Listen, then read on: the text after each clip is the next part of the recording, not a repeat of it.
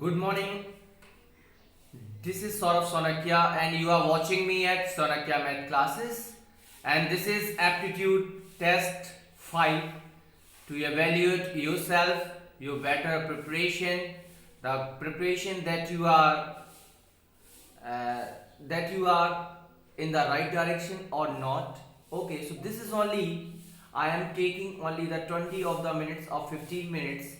In this time of period you can evaluate your preparation, right? So you can also download the PDF file of this whole aptitude from the description. In the description I have given the link, so you can press the link and also download the PDF, right? So now we will proceed the question number 1 for the today's aptitude test, right?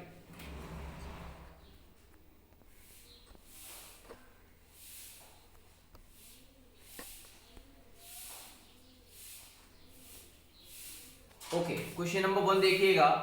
The smart city operation centre COC of Visakhapatnam operates 24/7 in 3 shifts to manage COVID-19. Visakhapatnam is in which of the following state? Visakhapatnam का smart city operation centre COC कोविड-19 को प्रबंधित करने के लिए, प्रबंधित मतलब managing, right, प्रबंधित करने के लिए 3 शिफ्टों में 24/7 संचालित करता है। विशाखापट्टनम निम्न में से किस प्रदेश में है? तो यहाँ पर जो आपको समझना है वो विशाखापट्टनम बताना है कि वो कौन से स्टेट में आता है, राइट। पहला ऑप्शन है तेलंगाना, दूसरा ऑप्शन है ओडिशा, तीसरा ऑप्शन है आंध्र प्रदेश और चौथा ऑप्शन है तमिलनाडु। आपका जल्दी से आंसर बताना है, विशाखापट्टनम इन 4 प्रदेशों में से कौन से प्रदेश में आता है? जल्दी से। आपका इसका सही आंसर है ऑप्शन नंबर सी, विशाखापट्टनम आता है आंध्र प्रदेश में। तो विशाखापट्टनम ने एक ऐसा स्मार्ट सिटी है जो स्मार्ट सिटी प्रधानमंत्री मोदी जी ने बनाए हुए हैं। उसके तहत अपनी जो कोविड-19 को रोकने के लिए उसने अपने वर्कर्स को, अपने एम्प्लॉइज को 3 शिफ्ट में काम करने के लिए मैनेज किया हुआ है, कोविड-19 से प्रोटेक्शन बनाने के लिए। साथ में आप जानते हैं विशाखापट्टनम एक ऐसा स्मार्ट सिटी है जो कहां पर है? पहले आपका आंध्र प्रदेश में था और then after division between the two of the states Andhra Pradesh and Telangana, it is still in Andhra Pradesh, right? So your answer will be Andhra Pradesh. इससे पहले मैंने आंध्र प्रदेश और तेलंगाना के रिलेटिंग में एक और बताया था, कैपिटल रिलेटिंग, याद है ना? तेलंगाना की कैपिटल बताई थी हैदराबाद और आंध्र प्रदेश की कैपिटल बताई थी Amravati. Okay, so remember this. चलेगा, क्वेश्चन नंबर 2 की तरफ बढ़ते हैं हम लोग। Okay, question number 2, right? Okay, this is which state government launched मुख्यमंत्री शहरी रोजगार गारंटी योजना, guaranteeing at least 120 days employment to those living in urban, right? किस राज्य की सरकार ने शहर में रहने वाले लोगों को कम से कम 120 दिन के रोजगार की गारंटी देने वाली मुख्यमंत्री शहरी रोजगार गारंटी योजना प्रारंभ की है? अभी तक जो भी योजनाएं थी, प्रधानमंत्री ग्रामीण रोजगार योजना थी, आपने देखा मनरेगा या नरेगा, वो सारे के सारे गांव के लोगों के लिए फोकस की जाती थी। लेकिन पहला ऐसा प्रदेश है जिसने शहर में रहने वाले लोगों को भी कम से कम 120 दिन के रोजगार देने की योजना आरंभ की है। तो आपको बताना है वो शहर कौन सा है। पहला ऑप्शन है उत्तराखंड, दूसरा ऑप्शन है आपका झारखंड, तीसरा ऑप्शन है हिमाचल प्रदेश और चौथा ऑप्शन है महाराष्ट्र। जल्दी से सोच लीजिए आपका सही आंसर कौन सा है इनमें से?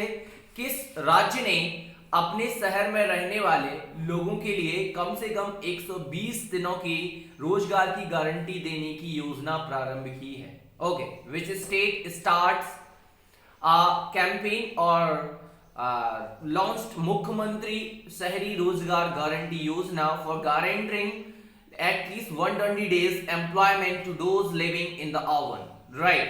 So your answer, the right answer it is Himachal Pradesh. क्या है इसका सही आंसर? हिमाचल प्रदेश है।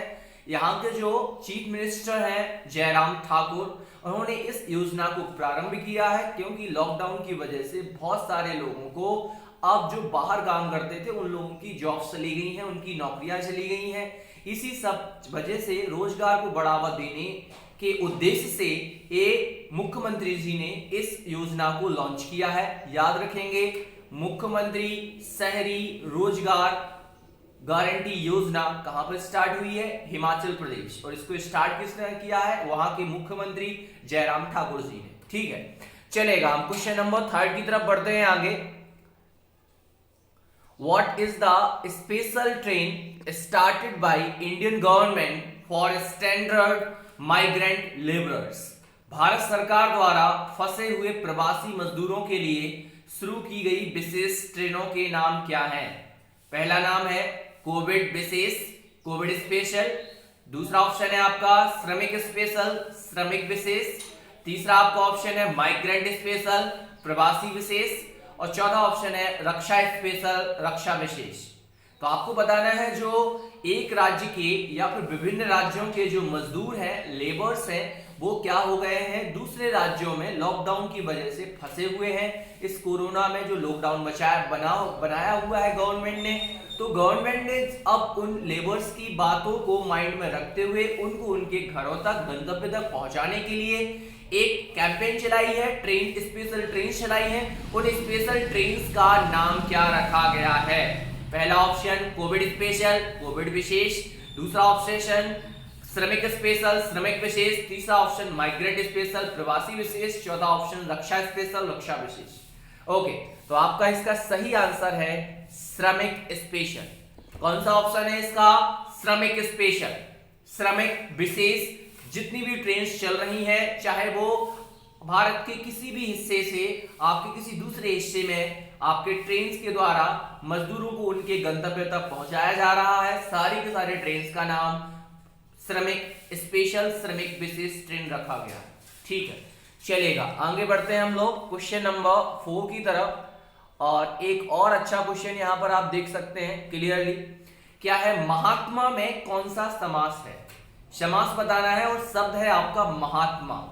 ओके, ऑप्शन है तत्पुरुष समास, कर्मधारय समास, बहुब्रीहि समास, अव्ययी भाव समास। ओके, जल्दी से बताइएगा। महात्मा, इसका सही आंसर है कर्मधारय समास, क्योंकि महान आत्मा, महात्मा का अगर हम समष्टि पद को समास विग्रह करें तो महान आत्मा बनेगा। यहाँ पे आत्मा की एक विशेषता बता रहा है, जो विशेषण शब्द है महान। समझ में आ गया? तो आपको पता है प्रथम पद विशेषण किसमें होता है? कर्मधारय समास में होता है। तो यहाँ पर आत्मा की विशेषता महान, जो विशेषण शब्द है यहाँ पर महान, वो बताया जा रहा है। इसी वजह से महात्मा में कौन सा समास हो गया? कर्मधारय समास हो गया है। चलेगा, आगे क्वेश्चन में बढ़ते हैं हम लोग क्वेश्चन नंबर 5 की तरफ। एक और अच्छा क्वेश्चन, तितली उपन्यास के लेखक कौन है? एक आपका फेमस नोवेल है तितली। Who is the writer of novel, famous novel तितली? आपको बताना है तितली के उपन्यासकार कौन है, उनका आपके लिए ऑप्शंस दिए गए हैं। पहला ऑप्शन है अज्ञे, दूसरा ऑप्शन है मोहन राकेश, तीसरा ऑप्शन है प्रेमचंद और चौथा ऑप्शन है जयशंकर प्रसाद। जल्दी से सोच लीजिए, तितली उपन्यास के लेखक। 4 ऑप्शंस में से एक ऑप्शन आपको यहां पर मैं सही आंसर बताता हूं। Option number D, Jaishankar Prasad. Jaishankar Prasad बहुत अच्छे कहानीकार हैं, बहुत अच्छे उपन्यासकार हैं। सबसे अच्छे कहानीकार में तो आप जानते हैं प्रेमचंद्र हैं, लेकिन सबसे अच्छे नाटक जो उन्होंने लिखे हैं वो आपका जयशंकर प्रसाद का इनका नाम आता है। इनका एक फेमस उपन्यास है तितली, जो कि बहुत बार कॉम्पिटिटिव एग्जाम्स में पूछा गया है, इसलिए हमें याद रखना है तितली, जयशंकर प्रसाद। चलेगा, हम क्वेश्चन नंबर 6 की तरफ बढ़ते हैं आगे। देखते हैं क्वेश्चन नंबर 6।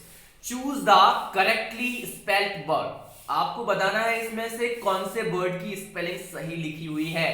पहला लिखा हुआ है सारे के सारे सैटेलाइट को डोनेट कर रहे हैं, लेकिन स्पेलिंग केवल एक सही है।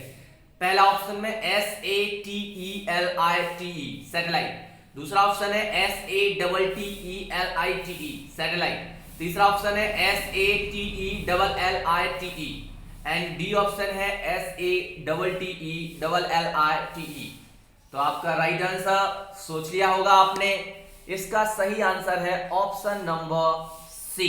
याद रखेंगे हम, सैटेलाइट की जो सही स्पेलिंग है वो आपकी स्पेलिंग होती है SATELITE। Satellite, SATELLITE satellite. याद रखेंगे सैटेलाइट मतलब जानते हो ना आप लोग, उपग्रह। ओके, जिस तरीके से एक नेचुरल सैटेलाइट है अर्थ का, वो आपका मून हो जाएगा। और जो हम आर्टिफिशियली मैन मेड सैटेलाइट भेजते रहते हैं, जैसे आर्यभट्ट हो गया, रोहिणी हो गया, सीसैट हो गया, बहुत सारे के सारे जो हम लोग भेजते रहते हैं, कहां पर, स्पेस में। चलेगा, आगे बढ़ते हैं हम लोग नेक्स्ट क्वेश्चन की तरफ।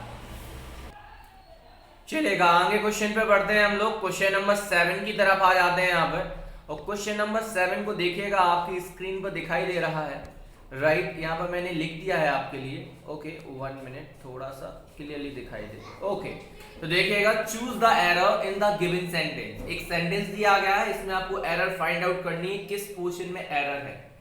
आपका सेंटेंस है, on Friday evening Mamta and me took a coach for Patna and arrived at Amit's house. Okay, आपको एरर फाइंड आउट करनी है। तो ऑप्शन ए है on Friday evening, on Friday evening में एरर है। ममता एंड मी में एरर है। टुक अ कोच में एरर है, या फिर for Patna and arrived at Amit's house, right. ये आपके 4 ऑप्शंस हैं। आपका सही आंसर जल्दी से सोच लीजिए आप और चूज कर लीजिए, राइट। जल्दी से 1 2 3 4 5। ओके, आपका इसका सही आंसर है ममता एंड मी। ये आपका एरर वाला पोर्शन है, बाकी सारे के सारे करेक्ट लिखे हुए हैं। अब आप बोलोगे सर ममता एंड मी में क्या प्रॉब्लम है? रीजन क्या है, जब भी हम किसी को एज ए सब्जेक्ट यूज करते हैं, चाहे वो आपका नाउन हो या फिर आपका प्रोनाउन हो, वो हमेशा किस फॉर्म में होना चाहिए? सब्जेक्ट फॉर्म में होना चाहिए। That means as it use किया जाता है।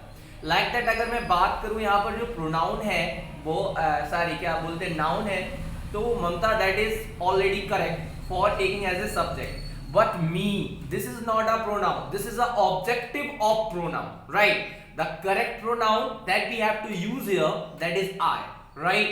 Because I is taken as a subject, but me is not taken as a subject. It is taken as object, right? So here in this given sentence, Mamta and me are working here as a subject. That is why me is wrong, and we have to use I in place of me for making the correct sense of and for making the sentence correct, right? तो यहाँ पर मी नहीं होना चाहिए, मी का आपका subject form में ही होना चाहिए, जो क्या होता है आपका I होता है, राइट। याद रखेंगे हम लोग। तो ये आपका एरर फाइंड आउट करने के लिए था। आगे क्वेश्चन आते हैं हम लोग, किस पर आ जाते हैं, याद रखेंगे। अब हमारा मैथमेटिक्स पोर्शन स्टार्ट हो रहा है क्वेश्चन नंबर 8 में। तो आपको याद रखना है यहाँ पर क्वेश्चन नंबर 8। तो आप यहाँ पर देखेंगे सबसे पहले, okay 1 minute.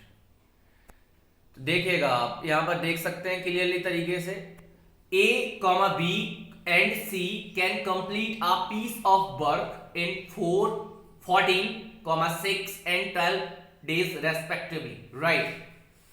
Working together, they will complete the work in। Question समझ लीजिए क्या लिखा हुआ है। A, B और C क्रमशः 14, 6 और 12 दिनों में एक काम को पूरा कर सकते हैं। मतलब अगर अकेले अकेले काम कर रहे हैं तो A उसी काम को 14 दिन में पूरा कर लेता है, B उसी काम को 6 दिनों में पूरा कर लेता है और C उसी काम को 12 दिनों में पूरा कर लेता है। तो आपको बताना है एक साथ अगर तीनों काम करें तो वे उसी काम को कितने दिनों में पूरा करेंगे। आ रहा समझ में कि नहीं आ रहा? A कर रहा है 14 दिनों में, B कर रहा है 6 दिनों में, C कर रहा है 12 दिनों में। तो तीनों साथ में करेंगे तो उसी काम को कितने दिनों में पूरा करेंगे। ऑप्शंस आर 19/9 डेज, 19/9 दिन है आपके, 27 डेज, 28/9 डेज और 25/8 डेज। जल्दी से सोचना है आपका सही आंसर कौन सा है। आपको मैं दे रहा हूं 15 सेकेंड्स, ओके।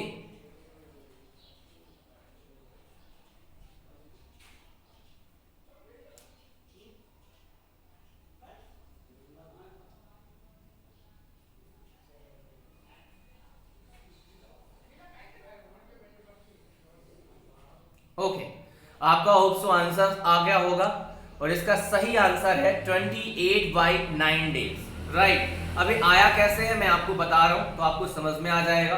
आपको यहाँ पर पता है ए कितने दिनों में कंप्लीट कर रहा है, 14 डेज में। तो अगर मैं ए का 1 डे का टास्क निकालूं तो वो कितना कंप्लीट करेगा, 1/14। मैंने बताया था हमेशा टाइम इन वर्क वाले क्वेश्चंस में हमेशा हमें 1 डे का निकालना होता है। सिमिलरली हम बी को देखें तो बी कितने दिन में कर रहा था, 6 डेज में। तो वी 1 डेज का अगर हम निकालें तो कितना आ जाएगा, 1/6। और सिमिलरली सी कितने में कर रहा है आपका, 12। तो सी का 1 डे का निकालें तो कितना आ जाएगा, 1/12। राइट। अब अगर आपसे बोला जा रहा है ए बी और सी तीनों साथ में काम कर रहे हैं, A B and C are working together, so how many days will take they to complete the whole task. Right. तो आप अगर यहाँ पे निकालें A comma B and C working together in 1 day, तो पता है 1 डे में आपको पता है तीनों के तीनों का क्या हो जाएगा, ऐड हो जाएगा, 1/14 प्लस 1/6 प्लस 1/12। राइट। इतना सा हो जाना है आपका। अब आपने जैसे निकाल दिया यहां पर, तो मैं एक बार दोबारा से दिखाता हूं। तो 1/14 प्लस 1/6 प्लस 1/12 ये हम निकाल रहे हैं 1 डे का टास्क। ओके। तो वो कितना होगा, तो अगर आप यहां पर देख सकते हैं क्लियरली, तो 14, 6 और 12 का हमारा एलसीएम लेना होगा, और जिसका एलसीएम हमारा कितना आएगा, 84। ओके। 14 से 84 कितने टाइम जाएगा, 6 टाइम, 6 बन जा 6। 6 से 84 कितने टाइम जाएगा, 14 टाइम, 14 बन जा 14। और 12 से 84 कितने टाइम जाएगा, 7, 7 बन जा 7। 14 और 7 हो गया 21, 21 और 6 हो गया आपका कितना, 21 और 6 हो गया 27/84। ओके। अब आप इसको क्या कर सकते हैं, थोड़ा सा ब्रेक कर सकते हैं। तो आप अगर से 3 से डिवाइड लगाएं तो 3 9 जा 27, और अगर आप देखें तो 3 2 जा 6 और 3 8 जा 24। तो ये आपको पता चल रहा है कि जो तीनों के तीनों जब एक साथ काम करते हैं तो एक दिन का कितना टास्क किया, 9/28। तो बताइए वो कितने दिनों में काम करेंगे। सिमिलरली अगर आपको पता है ए काम कर रहा था 14 डेज में, तो ए का 1 डे का टास्क कितना निकला था, 1/14। इसी तरीके से तीनों के तीनों का 1 डे का टास्क आया है 9/18। The total number of days that will take the 3 of the persons to complete the task, कितना लेंगे हम, 9/28 का क्या करेंगे, रेसिप्रोकल, क्या करेंगे, उल्टा करेंगे। क्या करेंगे तो कितना हो जाएगा हमारे पास में, डेज कितने कैलकुलेट होके आ गए, 28/9 days. Right. This is the correct answer. तो हमेशा टाइम एंड वर्क वाले न्यूमेरिकल्स में याद रखिएगा, जितने का दिया है सबसे पहले 1 डेज का टास्क निकालें सेपरेटली, और इसके बाद हम as per the question solve करेंगे। राइट। चलेगा, नेक्स्ट क्वेश्चन की तरफ बढ़ते हैं हम लोग। क्वेश्चन नंबर 9 आ गया हमारा आपके सामने, और एक और अच्छा क्वेश्चन देखिएगा। A shopkeeper purchases 15 mangoes for ₹10 and sells them at 10 mangoes for ₹15, thus he earns a profit of। एक दुकानदार 15 आम 10 रुपए में खरीदता है और 10 आमों को 15 रुपए में बेच देता है। याद रखना, 15 आमों को 10 रुपए में खरीदता है और 10 आमों को 15 रुपए में बेच देता है। तो इस प्रकार वह कितना लाभ कमाता है। आपके ऑप्शंस हैं 50%, 75%, 80% एंड 125%। ओके, जल्दी से कर लीजिए आप। मैं आपको टाइम दे रहा हूं 20 सेकेंड्स, 20 सेकेंड से ज्यादा नहीं दूंगा। राइट। ओके, जल्दी से करिएगा आप अपना न्यूमेरिकल।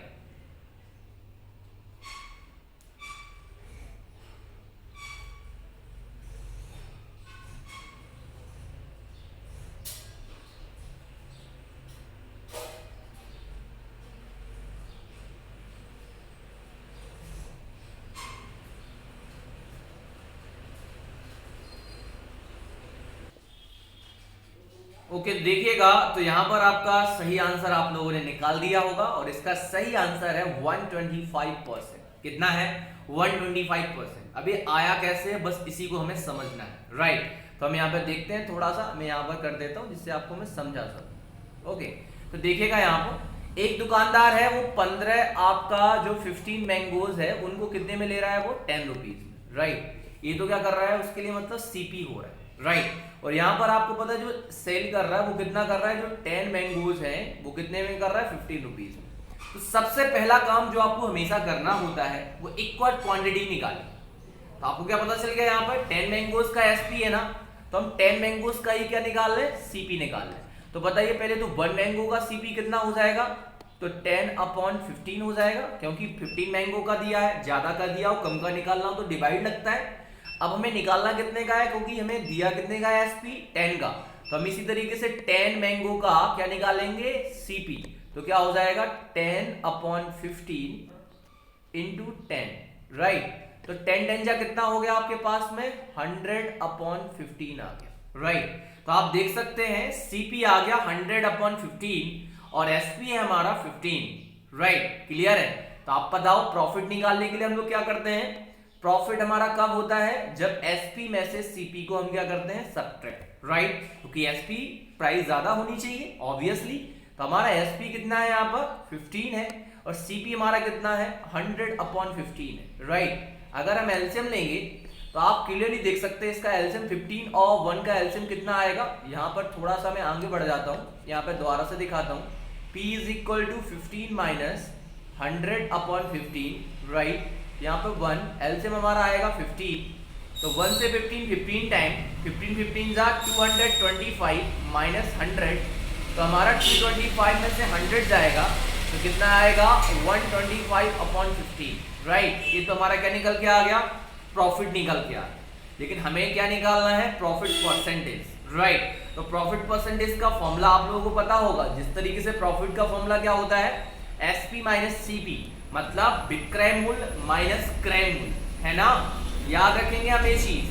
अब हमें पता है यहाँ पे परसेंटेज ऑफ प्रॉफिट निकालना है, तो क्या होता है प्रॉफिट अपॉन सीपी इंटू 100, मतलब फॉर्मूला क्या होता है, लाभ प्रतिशत इक्वल टू लाभ अपॉन क्रय मूल्य गुणे 100। तो आपने देखा लाभ हमारा कितना आ गया 125/15 अपॉन, और हमारा सीपी कितना था आपको वो भी पता है हमारा कितना था 100/15, ओके, इंटू कितना है आपका 100, राइट। तो 15 से 15 आपका क्या हो गया, कैंसिल आउट, तो आपका क्या बचा, 100 से 100 कैंसिल आउट, तो केवल कितना बचा 125%। तो आपको सोचना है सबसे पहले लाभ कैसे निकालते हैं, जब आपका विक्रय मूल्य उसके क्रय मूल्य से बड़ा होता है, और यहाँ पर क्लियरली बोल रहा है हमें लाभ निकालना है। तो याद रखिए जितनी आपकी क्वांटिटीज विक्रय मूल्य निकालने के लिए दी गई हैं, कितनी की दी गई थी हमें क्वांटिटीज, 10 मैंगोज की 15 रुपए, तो हम क्रय मूल्य भी 10 मैंगोज का ही निकाल रहे हैं, मतलब सीपी निकालना है 10 मैंगोज का। तो कैसे निकालेंगे, if the CP of 15 mangoes is equal to 10 rupees, then the CP of 1 mango is equal to क्या लिखेंगे 10/15। Similarly the CP of 10 mangoes is equal to 10 into 10/15 is equal to 100/15 rupees, right. Now what is profit is equal to SP minus CP, so 15 minus 100/15, and we can solve, so the profit is कितना आ गया हमारा 125/15। now profit percentage is equal to profit upon CP into 100, 125/15 upon CP कितना था 100/15 into 100, 15 to 15 cancel out and 100 to 100 cancel out, क्या आ गया profit percentage हमारा निकल के आ गया 125%, राइट। चलेगा आगे बढ़ते हैं हम लोग, आज के जो लास्ट न्यूमेरिकल है हमारा, और होप सो आप इसको सभी लोग सही करेंगे, क्योंकि हमारा ये एप्टीट्यूड का लास्ट क्वेश्चन आ गया है। क्या है, 66 cubic centimeters of silver is drawn into a wire 1 mm in diameter, the length of wire in meters will be। 66 घन सेंटीमीटर चांदी को 1 मिलीमीटर व्यास के तार में खींचा जाता है, मीटर में तार की लंबाई होगी। ओके, तो यहां पर आपके जो ऑप्शंस हैं वो ऑप्शन है आपका, पहला ऑप्शन है 84, दूसरा ऑप्शन है आपका 90, तीसरा ऑप्शन है 168 और चौथा ऑप्शन है 336। याद रखना जहाँ पे 66 क्यूबिक सेंटीमीटर सिल्वर है उसको कन्वर्ट किया जा रहा है पिघला के, किसके क्या कराया बनाया जा रहा है 1 mm डायमीटर का एक वायर बनाया जा रहा है, और उस वायर की लेंथ बतानी है वो भी किसमें, मीटर में, राइट। याद रखिएगा, जल्दी से मैं आपको 20 मिनट्स दे रहा हूं जिससे आप कैलकुलेशन कर सके, राइट।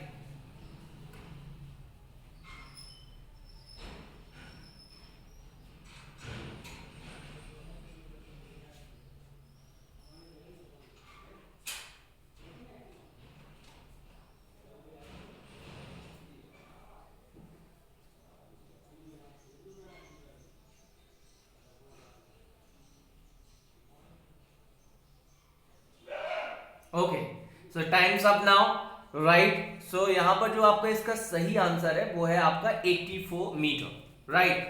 अब आपको यहाँ पे बताना है जो तार की लंबाई 120 मीटर आई तो आई, लेकिन वो आई कैसे, ठीक है। तो एक मिनट देखिएगा, हम इसको पूरा सॉल्व करके दिखाते हैं आपको, राइट। यहाँ पर देखते हैं।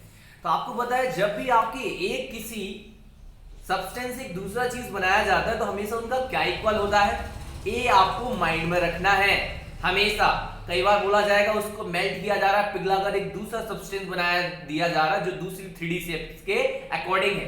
तो याद रखेंगे कोई भी एक 3D शेप से दूसरी 3D शेप बनाई जा रही है तो हमेशा और हमेशा उनका वॉल्यूम सेम रहता है। क्या रहता है? Same volume. और 2D शेप्स में आप जानते हैं उनका क्या रहता है? पेरीमीटर सेम रहता है, राइट। तो यहां पर हमें सिमिलरली याद रखना है।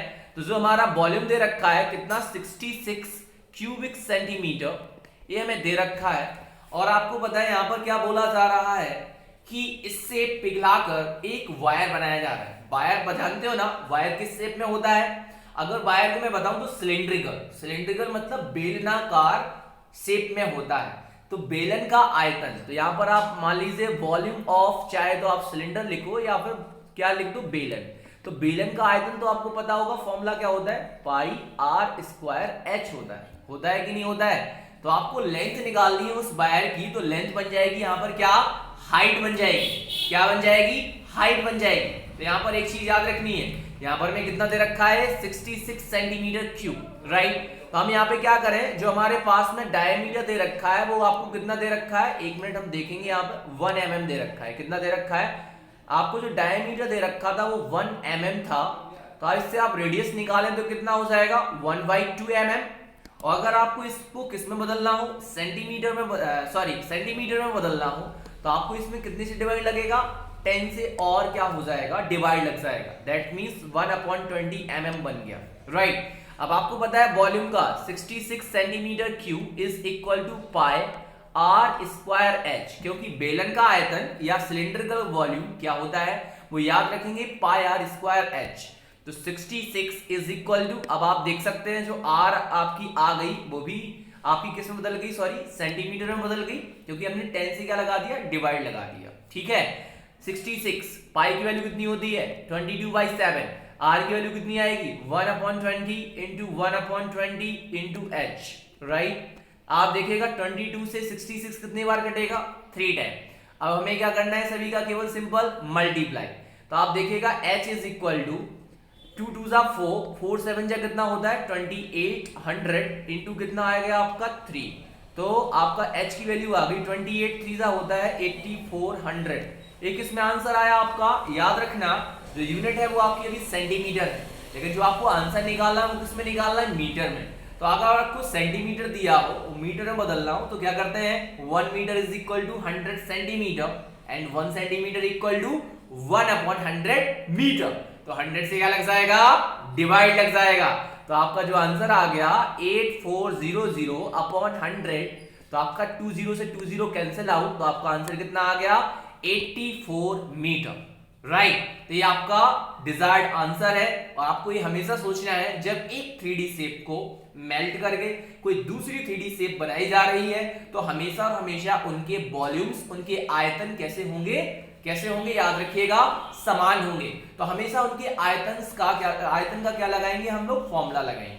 यहां पर आपको 66 सेंटीमीटर का पता नहीं है सेंटीमीटर क्यूब कौन सा दिया है, लेकिन उसका वॉल्यूम दिया गया है। उसको हम किसके इक्वल ले लेंगे, वायर किस शेप में होती है, बेलन या सिलेंडर। सिलेंडर का वॉल्यूम पता है, पाई आर स्क्वायर एच। इस तरीके से हम लोगों ने सॉल्यूशन कर दिया, सेंटीमीटर में आंसर आएगा और अगेन उस सेंटीमीटर को हमने मीटर में कन्वर्ट कर दिया 100 से डिवाइड लगा के, और हमारी डिजायर्ड हाइट और लेंथ निकल के आ गई उस वायर की, राइट। तो यहां पर आपने देखा आज हम लोगों ने एक और 5 मई 2020 का एप्टीट्यूड टेस्ट किया। होप सो आपको सारे के सारे क्वेश्चंस आए होंगे, ज्यादा से ज्यादा क्वेश्चंस को आप लोगों ने सॉल्व किया होगा और अधिकतर बच्चों के 10 आउट ऑफ 10 मार्क्स आए होंगे। अगर आ रहे हैं आपके तो लगातार आप वीडियोस को देखते रहिए, और जिनके अभी 7 to 6 आ रहे हैं मार्क्स तो याद रखना है उनको और थोड़ा सा प्रैक्टिस की जरूरत है, और वो एप्टीट्यूड टेस्ट को जरूर देते रहें, उनकी बेटर प्रिपरेशन होगी, ये मेरा आपके साथ promise. Okay, so thank you. We will meet in the aptitude number 6.